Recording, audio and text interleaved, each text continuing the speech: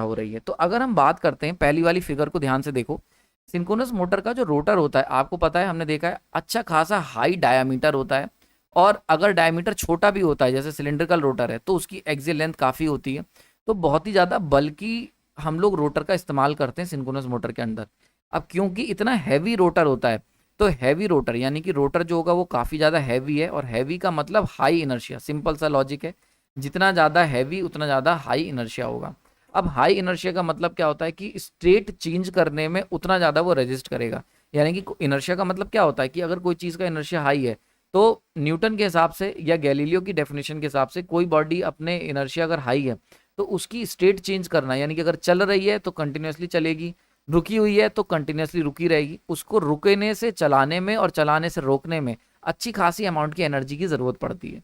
तो कोई high inertia का अगर बॉडी है तो इसका मतलब उसकी स्टेट चेंज करने में, उसकी स्पीड चेंज करने में, ठीक है, उसे एक्सलेट और रिटार्ड दोनों में अच्छी खासी ताकत की ज़रूरत पड़ेगी। ठीक है, समझ में आ रही बात ये। तो हाई एनर्शिया रोटर का होता है। अब होता क्या है कि अगर रोटर का इनर्शिया हाई है तो ये थोड़ा सा डिले रहेगा हर चीज़ में। तो मान के चलते हैं अगर हम किसी सिंक्रोनस मोटर को 3 फेज सप्लाई देंगे, तो जैसे हम इसे 3 फेज सप्लाई देंगे it will create a rotating magnetic field. तो रोटेटिंग मैग्नेटिक फील्ड मान के चलते हैं simply north and south pole है और वो एयर में रोटेट कर रहे हैं। अब मान के चलते हैं ये हमारा रोटर है, रोटर के ऊपर यहाँ पे साउथ है या नॉर्थ है। अब क्या होगा, जैसे ही ये साउथ पोल इस नॉर्थ पोल को देखेगा तो ये क्या करेगा, ये इस रोटर को एक्सलेट कराने की कोशिश करेगा, इधर की तरफ रोटेट कराने की कोशिश करेगा ताकि इस नॉर्थ पोल के साथ अट्रैक्ट हो जाए।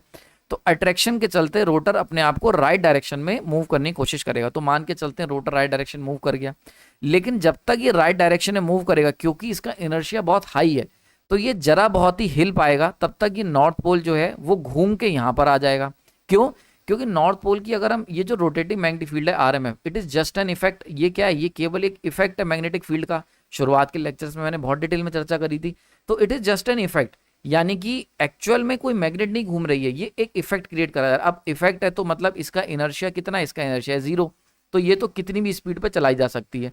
तो रोटेटिंग मैग्नेटिक फील्ड की जनरली अगर हम इंडिया में रह रहे हैं 50 हर्ट्ज और 2 पोल्स की अगर मशीन है मेरे पास, तो अगर हम यहाँ पे रोटेटिंग मैग्नेटिक फील्ड कैलकुलेट करें कि कितनी स्पीड से घूम रही, तो NS इक्वल टू 120 F/P। तो अगर इसको कैलकुलेट करोगे तो लगभग 3000 RPM की स्पीड पे ये रोटेटिंग मैग्नेटिक फील्ड घूम रही। मतलब ये जो नॉर्थ पोल है ये 3000 RPM यानी कि 1 मिनट में 3000 रिवॉल्यूशन पर मिनट होता है ना, या रोटेशन पर मिनट जैसा भी आप कहो, तो 3000 बार ये रोटेट हो जाएगा 1 मिनट के अंदर। समझ रहे हो कितनी हाई स्पीड पे ये घूम रहा है। तो अब इसकी तो क्योंकि इनर्शिया नहीं है तो ये तो 3000 क्या 6000 पे भी घूम सकता है, डिपेंड्स ऑन द कि कितनी हर्ट्ज की सप्लाई है, कितने पोल्स हैं। तो ये तो घूम सकता है, पर रोटर का इनर्शिया बहुत ज़्यादा है। तो जब तक ये रोटर अपने आप को हिलाएगा तब तक ये घूम के यहाँ आ जाएगा। अब साउथ पोल क्या कहेगा, अरे अरे यहाँ मत जाओ, यहाँ तो नॉर्थ पोल है ही नहीं, नॉर्थ पोल अब कहाँ है, नॉर्थ पोल अब यहाँ पर है। तो ये जो रोटर है ये अपने आप को, जो राइटवर्ड घूम गया था, ये अपने आप को लेफ्ट में घुमाने की कोशिश करेगा, कुछ इस तरीके से लेफ्ट की तरफ जाएगा।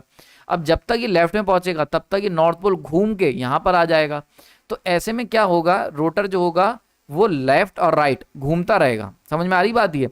तो अल्टीमेटली क्या होगा, रोटर क्या होगा अपनी पोजीशन पर ही इस तरीके से ऑसिलेट करता रहेगा। तो due to high rotor inertia, जो रोटर है वो उसका इनर्शिया बहुत ज़्यादा है और रोटेटिंग मैग्नेटिक फील्ड की स्पीड बहुत ज़्यादा है, लगभग 3000 RPM। तो ऐसे में क्या होगा, सिंक्रोनस मोटर का जो रोटर होगा वो क्या होगा, अपनी जगह पे इस तरीके से ऑसिलेट करता रहेगा। तो ये जस्ट एक विजुलाइज कराने की मैंने इमेज बनाई है कि रोटर अपनी जगह पर ऑसिलेट करता रहेगा जस्ट, ठीक है, बहुत ही स्मॉल एम्पलीट्यूड के साथ ऑसिलेट करेगा और हम कह सकते हैं अटक के रह जाएगा। समझ में आ रही बात ये। तो synchronous motor will not start by itself. Important word है बाई इटसेल्फ, मतलब खुद से स्टार्ट नहीं हो पाएगा। तो आई होप रीजन समझ में आ गया होगा। तो इसको विजुलाइज करने के लिए बिल्कुल ऐसे देख सकते हो, ये जो मैंने पीछे आपको फिगर दिखाई है ये बिल्कुल ऐसा ही है कि जैसे पुराने समय में राक्षस होते थे ना, रामायण और महाभारत में आपने देखा होगा। तो मान के चलते हैं कि कोई राजा है, या मान के चलते हैं श्री राम जी ने तलवार निकाली और उन्होंने देखा कि ठीक है राक्षस यहाँ पर है, तो जब तक वो इसे मारने के लिए इधर की तरफ इंक्लाइन हुए, ये राक्षस यहाँ से गायब होकर यहाँ आ गया। तो क्या होगा, अरे अरे, तो राम जी कहेंगे अरे राक्षस यहाँ नहीं है, राक्षस पीछे आ गया। अब राम जी पीछे की तरफ इंक्लाइन होंगे तो राक्षस मायावी है, तो यहाँ से गायब होकर यहाँ पर आ जाएगा। तो बिल्कुल वैसे ही तो राम जी क्या होंगे, लेफ्ट और राइट तलवार चलाते रहेंगे लेकिन राक्षस नहीं मरेगा। तो बिल्कुल वैसे ही क्या होगा, रोटर, अगर हम राम जी को रोटर मान लें और राक्षस को मैग्नेटिक फील्ड, तो जब ये मैग्नेटिक फील्ड लॉक होगी तभी ये मरेगा राक्षस। तो वो लॉकिंग नहीं हो पाती है। तो अल्टीमेटली क्या है, हम कह सकते हैं यहाँ पर एक लाइन में, बिकॉज ऑफ हाई इनर्शिया के कारण क्या होता है, मैग्नेटिक लॉकिंग नहीं हो पाती, और जब तक लॉकिंग नहीं होगी तब तक तुम्हारी सिंक्रोनस मशीन का जो रोटर है वो एक यूनी डायरेक्शनल स्पीड से रोटेट होना नहीं स्टार्ट होगा।